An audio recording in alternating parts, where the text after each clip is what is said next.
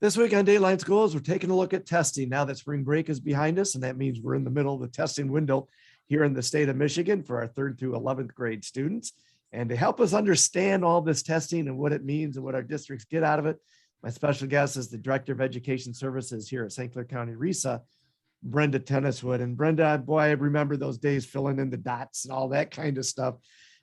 Have we graduated to where we can do this all online now? We're still doing some paper pencil stuff. We're moving in the right direction. So the bulk of the testing is done online with test tickets and students doing everything, on their computers, including like little practice tests. So they get used to dragging and dropping things, which is super helpful to prepare our students. I will say, however, the College Board Suite, so the PSAT 8-9, PSAT 10, and the SAT at this point are still administered paper pencil. So those students are still experiencing the joy of bubbling in all their information. But College Board is transitioning to an online platform. So within the next 3 years, we should have everything shifted over to an online administration. I know too, a few years ago, one of the things they were doing were having kids, especially the older kids, write some essay type of things. They still doing that with this?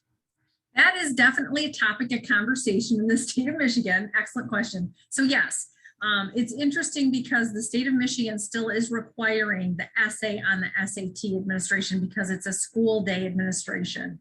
If students elect to take the SAT outside, maybe they don't like their score on the first time, so they want to take it again.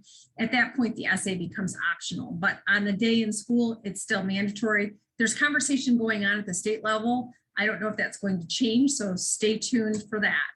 Great.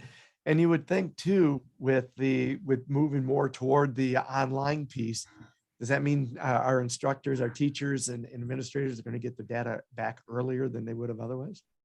That is always the promise. Obviously last year with COVID, everything was just cattywampus, right? So we are really hoping that in the future, those results come back faster. I will say, with the 3rd grade reading law, read by grade 3, we did get at least preliminary scores back sooner, being online, obviously, than paper pencil. So that has been helpful. More tomorrow from Dateline Schools. I'm Terry Herring.